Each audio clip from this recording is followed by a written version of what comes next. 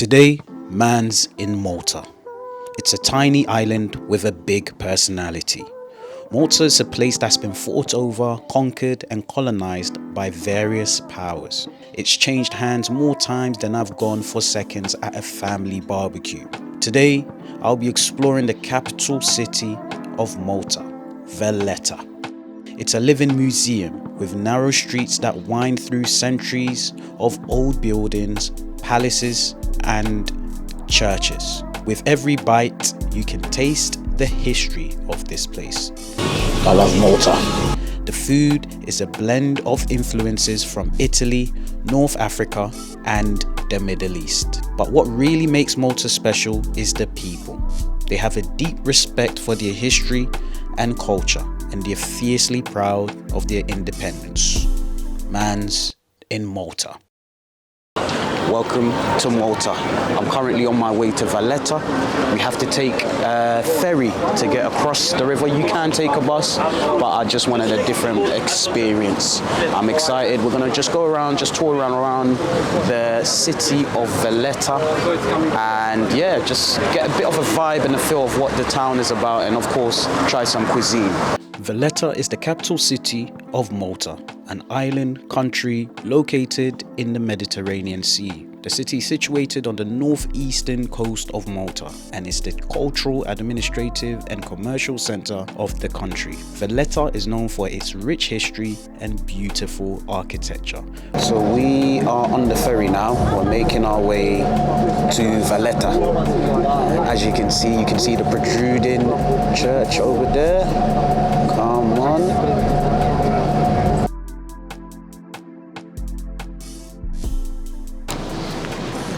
Right, so we just came off the ferry. It was €1.50 to get in, €2.80, and we are now in the tiny capital of Malta, Valletta.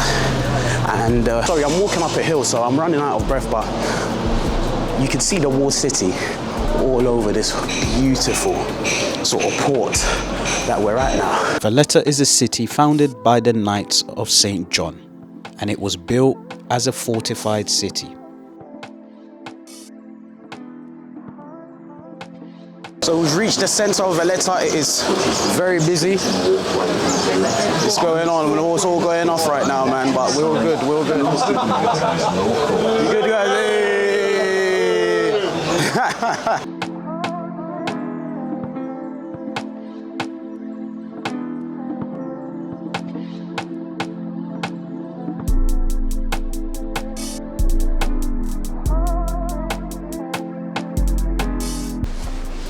So this is amazing. Currently we are standing at a church that has survived 2 world wars, and this church is inspired by the Queen of England, who believed in the freedom of the people apparently, which is cool. So it's been here. It's called St. Paul's Cathedral. This cathedral was built between 1839 to 1844. It has been here for some time, clearly, and the fact that it survived 2 world wars, it remains one of the pillars of the city of Valletta.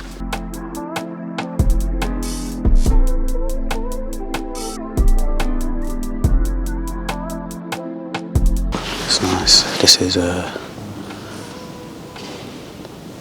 architecture and the structure of this building is incredible. Honestly, it's a sight to behold.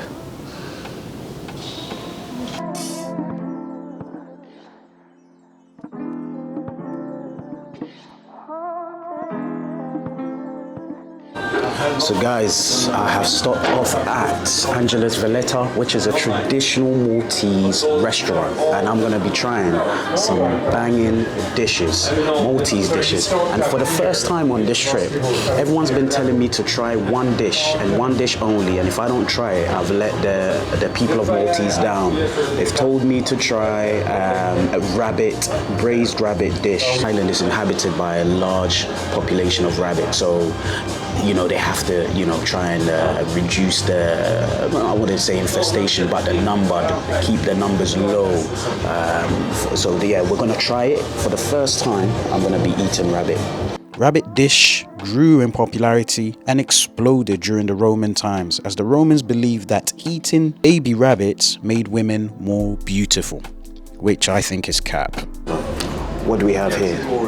Alioli, Alioli, yeah. anchovies, Anchovies.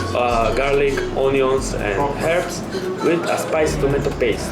Right, I And see. the vigiglia, melted buttered beans on a toast. Lovely. And this is a Maltese bread, I'm guessing. Everything is Maltese here. Let's have this.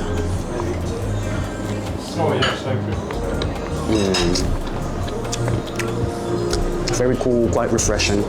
It's got a bit of a kick. And the paste on the bread is very, very flavoursome.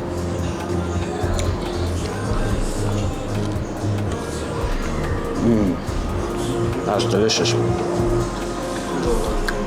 Got some sharp, intense flavours, but it's lovely. It is absolutely lovely. It's absolutely divine. It's time to try this now. So the restaurant I'm in is quite a calm ambience. Not many people here. Obviously, everyone's touring around, going to the sites and seeing what the city's about. It's beautiful. It's got a real authentic vibe, quite a calm, rustic ambience. It's really good, man.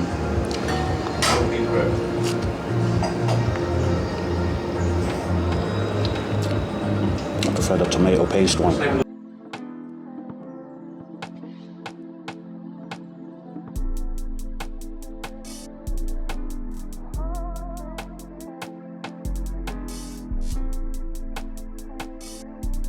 How this is made? Is it just pan fried? Pan fried in his own juice sauce, Oh, gravy sauce. right. It's slow. So first it's boiled, Yeah. and then it's a pan fried and marinated Right. with the gravy sauce as well. Fantastic. Sorry. No, it's all good. It's braised rabbits in a pot, which I'm gonna try for the first time. And some veg, potatoes, and bread on the side. So if you can see, look at that. Look at the look of this now. Look at that. And you can just smell it. You can definitely tell that it's been pan fried. Well, rich culinary culture in Malta. They've got it in abundance here. All right, they're always roaming around and they're causing a lot of hassle for farmers as they feed on your crops. If you're a carrot farmer, do you know what I mean? So we're gonna try it out, and this is for the first time. Carrots. Let's try it for the. Oh wow. It's a weird texture. I don't know if you've had guinea fowl, but it reminds me of guinea fowl where it's like a bit of, it's like chicken, but it's not as tender, but it's a little bit more meaty. A bit more meaty, it's got a bit more oomph to it.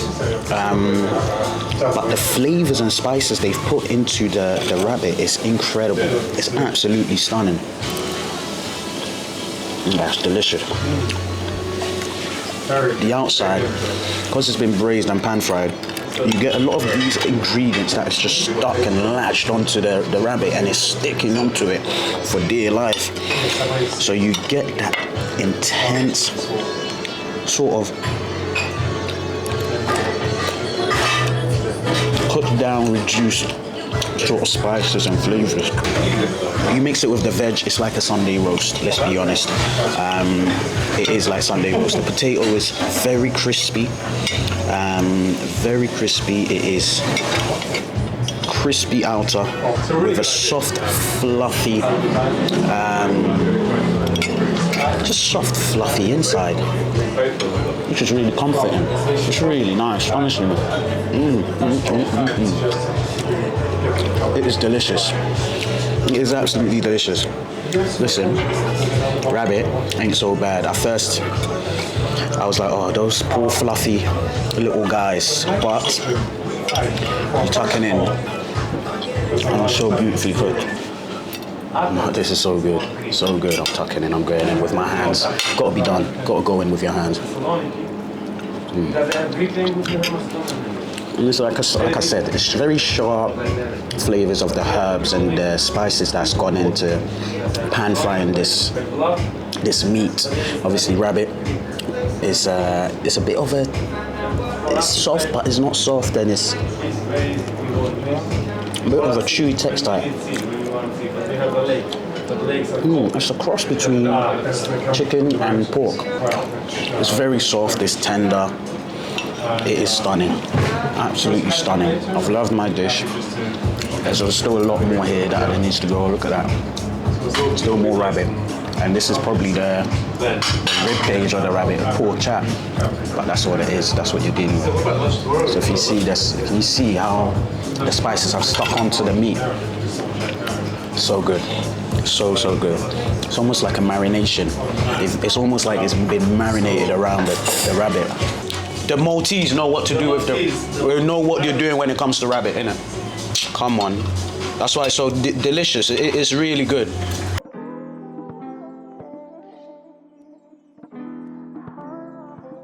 Well, once it's been munched down to bones, take the bones out, you get bread. I'll show you. And then you see that? You see all that gooey goodness of herbs with the fat from the rabbit and just the ingredients. You just swipe it like that. You see that? And then you munch it. Oh my God. You can taste every bit of the herbs in there. The rosemary, the thyme, the little bits of meat chunks from the rabbit. Honestly, I'm in bunny heaven right now. You can see these are dates wrapped in bread, and it's been deep fried, and they call it carrot. I hope I'm saying it right.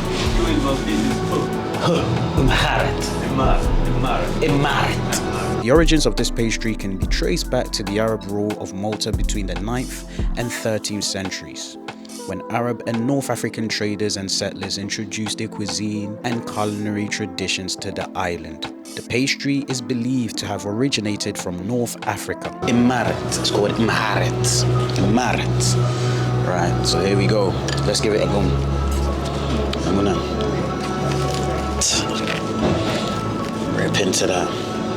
Already you can see. I'm just gonna show you here. Look at that. That's all the dates.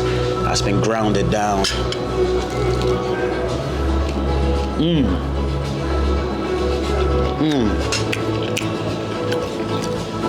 Is that syrup on top? Oh man, unreal.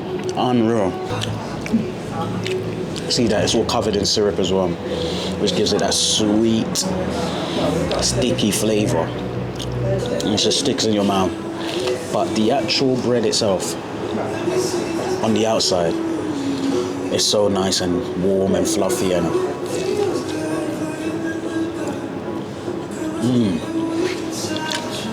gooey.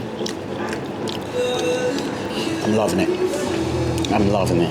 So basically that's it about here. I'm gonna go head out into Valletta to go see some more sights, see what is out there for us to go and discover.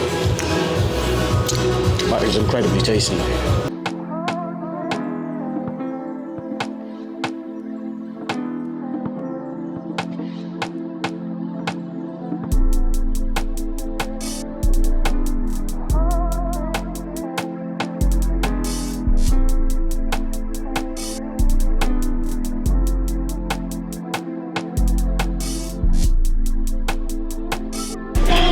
Right, so we are at Baroque Gardens and it is going off right now. So I've managed to work my way up to the top of Valletta, where you get these stunning views, and believe it or not, there's a choir service going on right now, and it's quite a vibe, man. It's getting me jumpy, it's getting the crowd jumpy as well. It's vibey still, but it's stunning here. Lots of flowers, lots of beautiful layouts of the architecture, and yeah, just a garden in it, but it's just stunning. It is just colourful, it's vibrant, and you can just come here and chill and just indulge in the views that this garden has to offer.